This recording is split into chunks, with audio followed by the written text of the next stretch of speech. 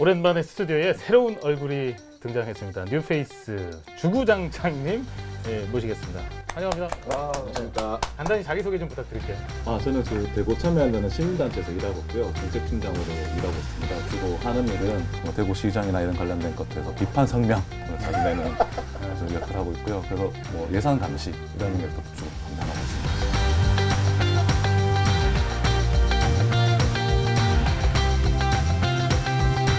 위화장천이 바른 말인데 네. 일단은 저희가 이제 닉네임이니까 주구장창으로 네. 달아드렸는데 네, 제가 어릴 때부터 입이 보살이라는 별명을 많이 들었습니다. 그래서 계속 끊임없이 얘기할 수 있다 이런 공간을 많이 받아서 아마 주구장창 계속 얘기할 수 있는 사람이다 이런 의미에서 달아주신 것 같습니다. 네, 오늘 주제 보니까 네. 게스트 잘못 모셨습니다. 네, 왜요? 왜? 오늘 이게 그냥 우리 대구의 모든 정책을 그냥 아주 난도질 할 만한 그런 인사죠. 아닌가 만들 칭찬이라고는 안 나올 겁니다 오늘. 네.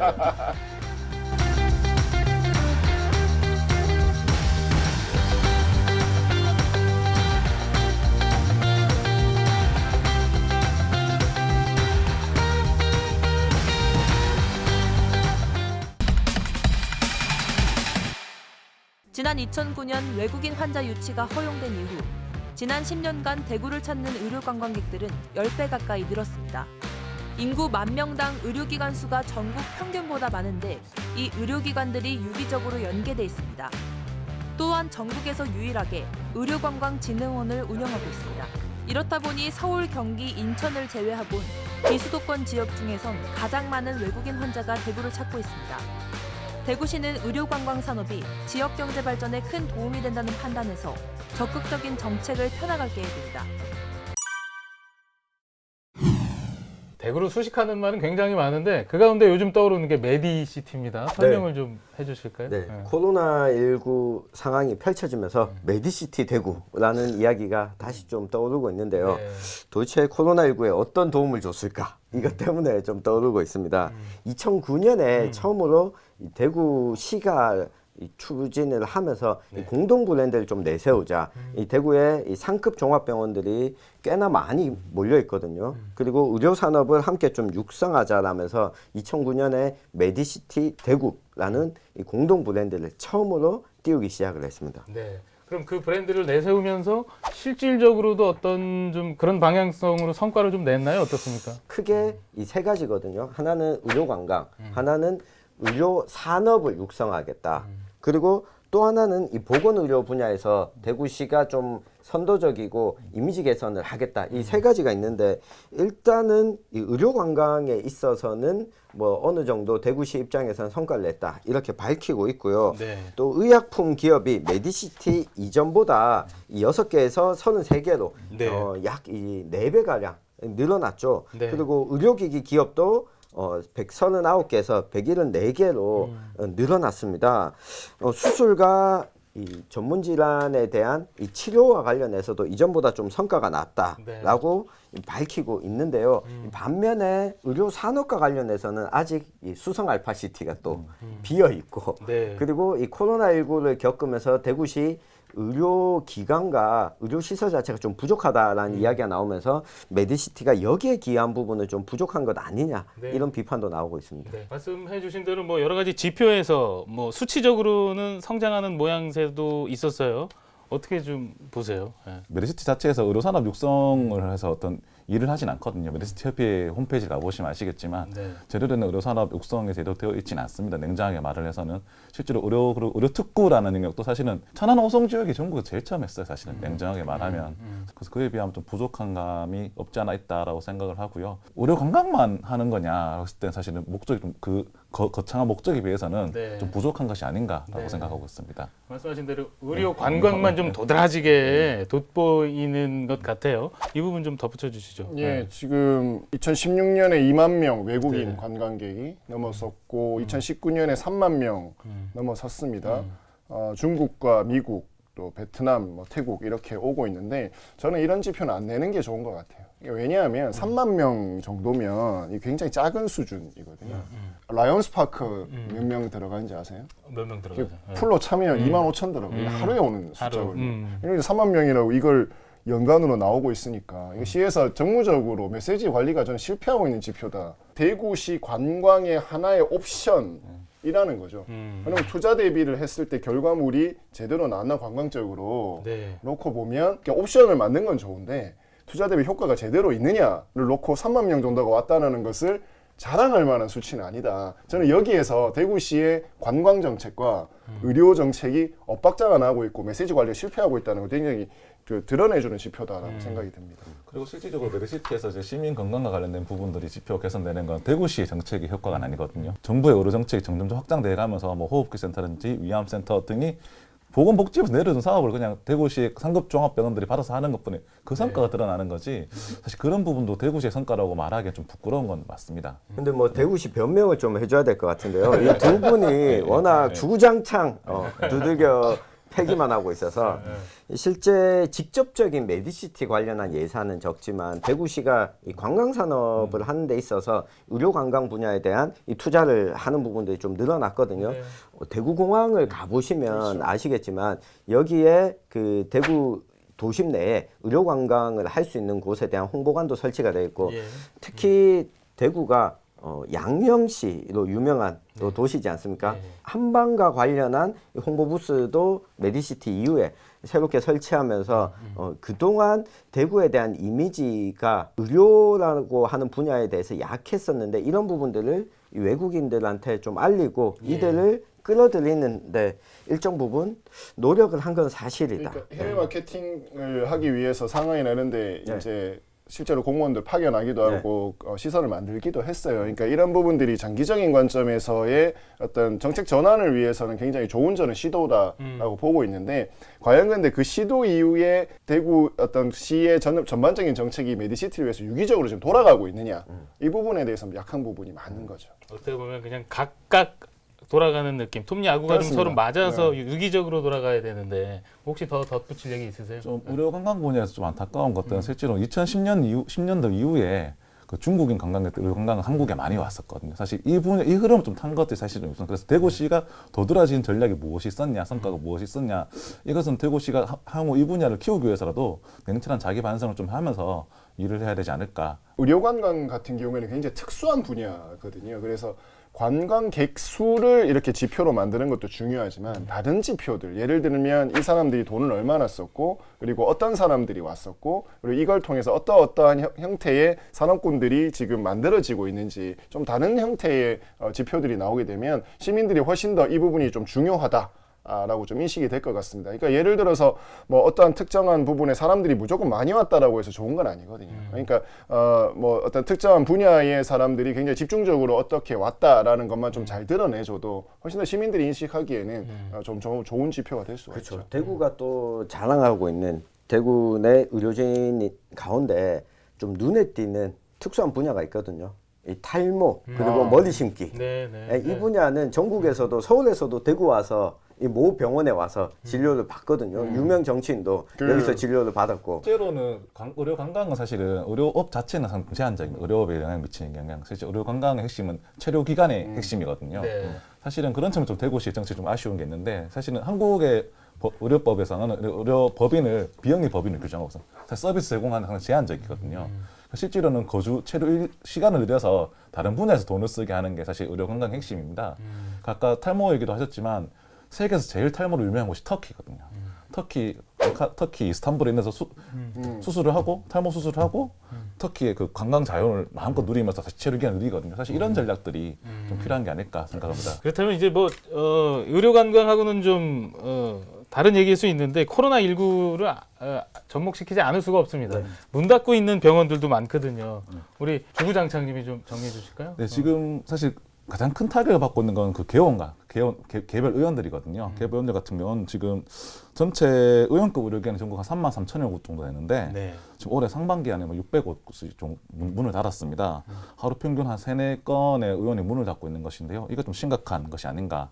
소아청소년과 가정의학과가 가장 폐업한 곳이 많았는데 사실 이건 좀 심각하게 좀 받아들여야 될 신호가 아닌가 싶습니다. 왜냐하면 소아청소년과는 사회적 약자인 아동을 많이 대상하고 가정의학과는 보통 예방의학을 많이 담당하는데 그 실제로 의학 분야에 그냥 거의 기본 베이스 되는 영역들이거든요. 이 영역들이 지금 무너지고 있는 것이 아닌가 네. 싶어서 있어서 이런 부분 좀 아쉽고요. 그래서 지금 대하청소년 그 의사회장의 언론 인터뷰에 따르면 80% 이상의 소아청소년 의사들이 매출 지금 거의 없는 상황이다라고 이렇게 말을 하고 있고 대구의 경우 지난해 같은 기간에 비해 매출액이 지금 10분 1 상황이다. 이렇게 해서 지금 좀 많이 우려를 하고 있는 상황입니다.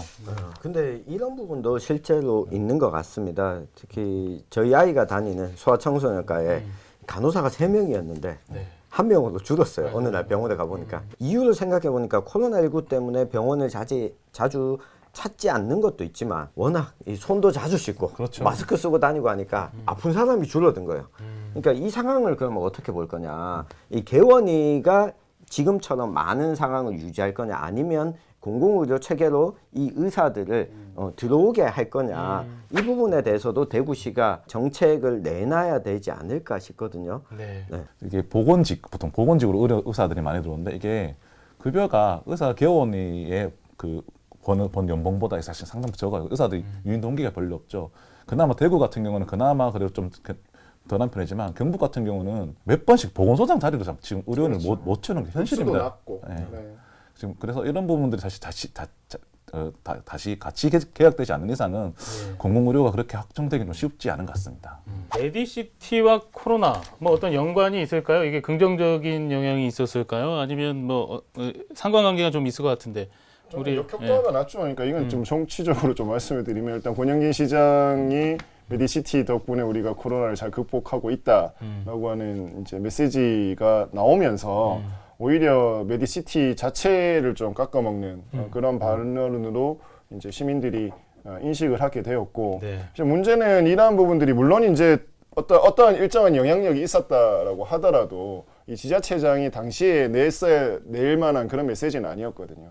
그러니까 코로나19 사태 때 권영진 시장이 전반적인 메시지의 실수주가 몇 개 있는데 저는 이것도 굉장히 좀 상위권에 들어가는 그런 발언이 아니었나 싶습니다. 이 효과는 분명히 있었어요. 10년 전부터 메디시티 대구 협의회라는 걸 마련했고 그러다 보니까 대구에 있는 상급 병원에 종합병원의 병원장들과 이 상시적인 의사소통 체계를 갖추고 있었기 때문에 코로나19가 급격히 늘었을 때 어디를 감염병 전담병원으로 지정을 하고 병상수를 어떤 식으로 확보하고 라고 하는 이 협의 자체가 좀 빠르게 진행될 수 있었던 그 장점은 분명히 있었거든요.